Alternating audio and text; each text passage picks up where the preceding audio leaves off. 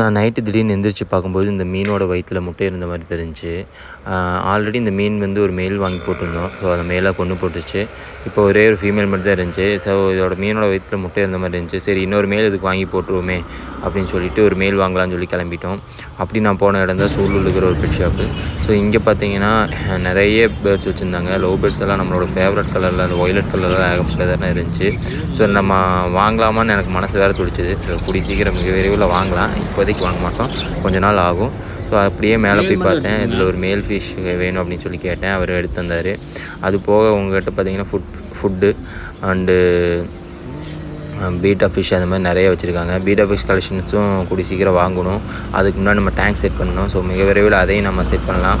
சரி அப்படியே நான் ஒரு மீனையும் வாங்கிட்டு அந்த மீனோட ரேட் பார்த்திங்கன்னா 20 ரூபா அப்படின்னாங்க. ஒரே ஒரு மேல் ஃபிஷ் மட்டும். சரி ஒரு 20 ரூபாய்க்கு ஒரு மேல் ஃபிஷ் மட்டும் வாங்கிட்டு வந்தாச்சு, வீட்டுக்கு வந்தாச்சு.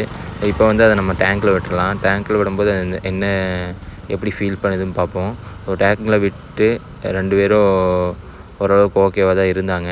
ஸோ இதோட அப்டேட் நான் ஃப்யூச்சர் வீடியோவில் போடுறேன். வீடியோ பிடிச்சிச்சின்னா லைக் அண்ட் ஷேர் பண்ணிடுங்க. மறக்காமல் நம்ம சேனலை சப்ஸ்கிரைப் பண்ணிக்கோங்க. தேங்க்ஸ் ஃபார் வாட்சிங் கைஸ்.